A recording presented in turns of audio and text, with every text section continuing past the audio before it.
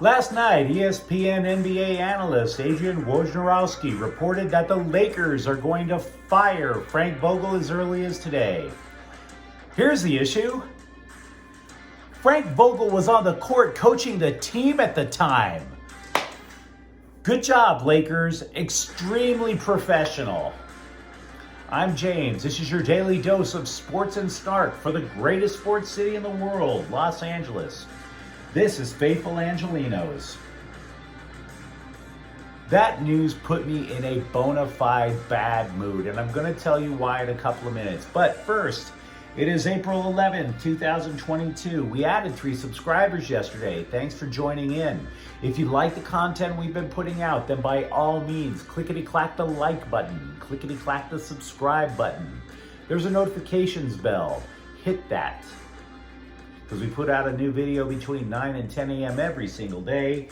Sharing is caring. Let people know we exist on social media, and by all means comment. I am not God. I don't know everything. Before I start ranting about how the Lakers screwed over a good man, let's get to the scoreboard and the notes. First of all, Colorado defeated the Lakers 9-4. They take the opening series of the year, and the LA Times is already pushing the panic button. Stop it, Bill Plaschke. Stop it. Take your hand away from the panic button. Because, they're not in first place and they're this great team. I understand that. But the Padres, who are in first place, their magic number is 130. 130. Relax. Relax. Try some decaf. Do some yoga. Minnesota defeated the LA Kings yesterday. The Kings are now on a 3-game losing streak. Should we panic? Maybe not. Doubt it. Look, the Kings have 8 games left in the year, right? And 6 of the games that they have are against teams that have 0 shot of making the playoffs. Okay? If they wind up losing, they got the Chicago Blackhawks twice. They wind up losing both of those games, or maybe they lose to Columbus or the Seattle Kraken, who are trying to win the NHL draft lottery, or Anaheim, they're playing them twice. Okay, sure. I get it. Lose a few of those, maybe you get a little tense, but not just yet, no. The NBA regular season wraps up last night. The Clippers defeated Oklahoma City 138-88. Now here's the deal. The Clippers have to go through the play-in tournament to get to the playoffs, okay?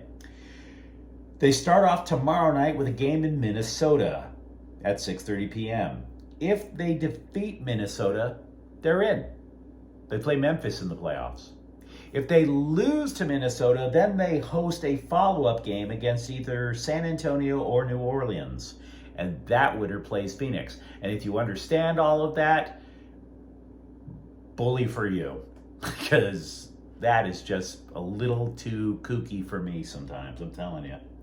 The WNBA draft. The WNBA draft is today at 4. The LA Sparks have 4 picks starting at number 9, which to most of us sounds like a lottery pick until you realize the WNBA has 12 teams.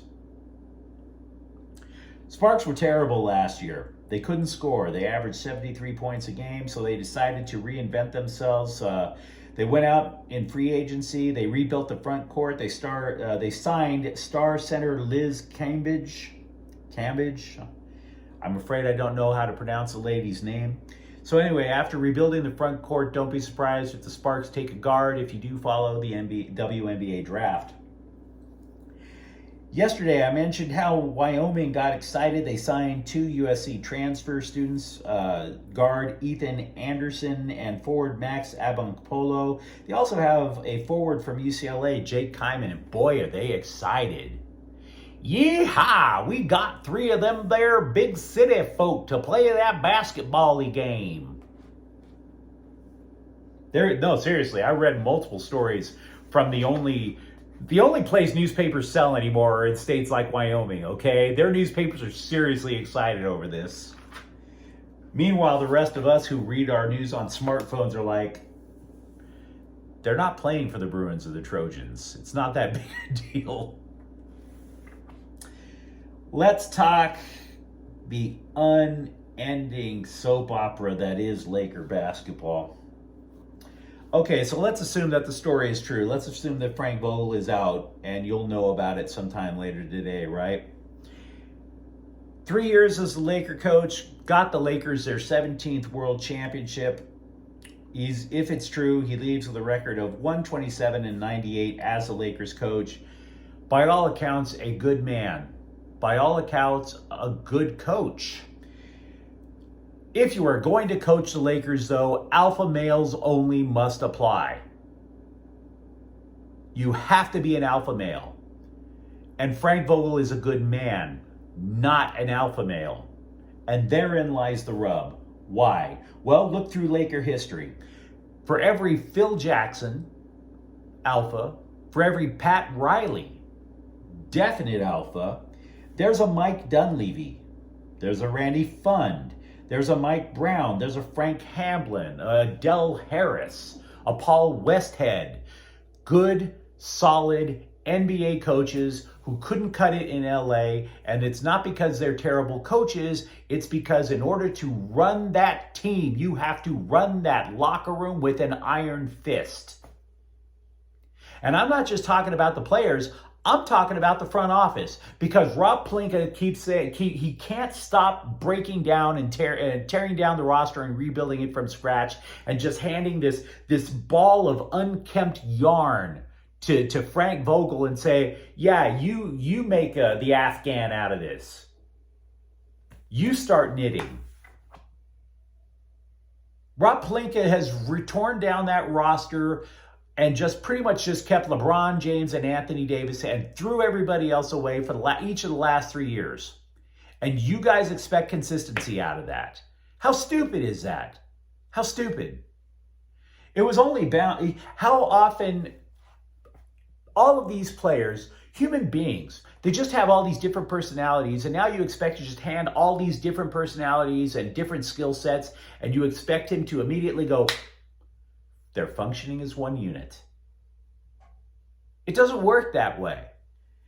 Now, Frank Vogel, if you remember, he wasn't even the first guy that they wanted, right? It was Ty Lue, and the Lakers, they kept messing around with Ty Lue, and finally he said, no, you're not being square with me. I'm going to go find a job elsewhere. And so they wound up getting Vogel. And so Vogel did something previously unheard of in Los Angeles. He brought defense. He taught it. The Lakers, when they won the title in his first year, number 3 in overall defense. Last year, number 1 in overall defense. And finally, after X number of rebuilds from scratch, this year they were number 21 in defense overall. There are so many reasons to hate the way the Lakers are run now. For example, Russell Westbrook. And to be clear, I'm a Russell Westbrook fan, but he needs the right type of place to thrive. Because Russell Westbrook, if he doesn't have the right type of place to thrive, he will trash coaches. And you're darn right. He did that to Frank Vogel, apparently. It's been reported he was trashing Frank Vogel in practice after practice. I have so many problems with this. I do. One of the other reasons I have a problem with this is that there is no, Wojnarowski reports, okay, they're going to get rid of Frank Vogel.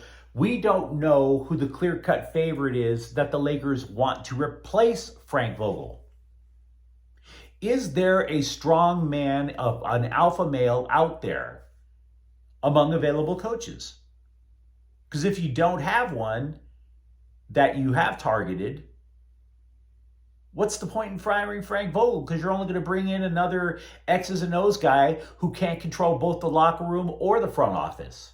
Because that's what Phil Jackson brought.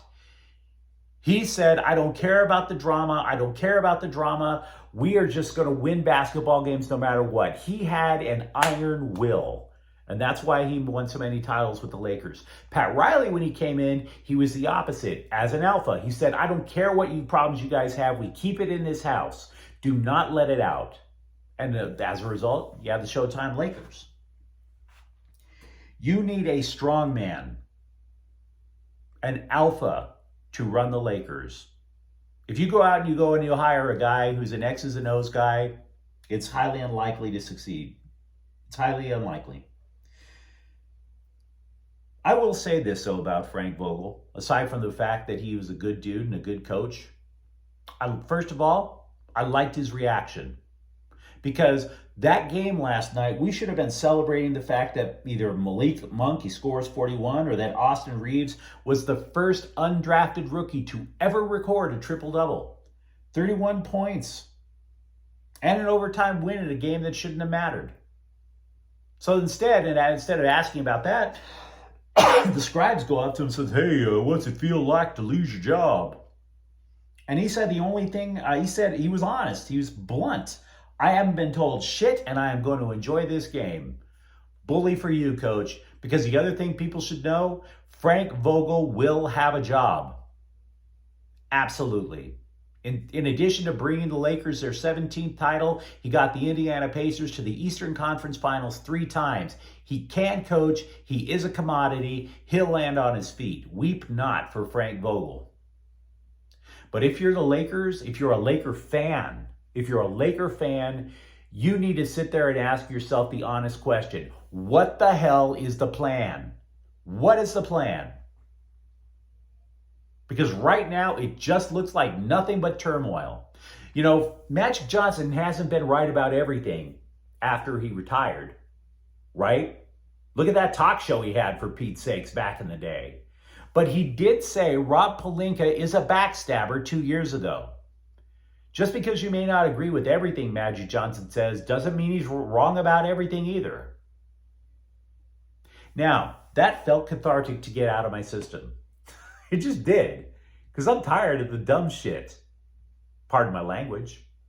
If you enjoyed today's broadcast, I appreciate it. By all means, like and subscribe to these videos. We try to come out with a new one every day. I'm James. Thanks for watching. Faithful Angelenos is a Kian Cortel Queso production.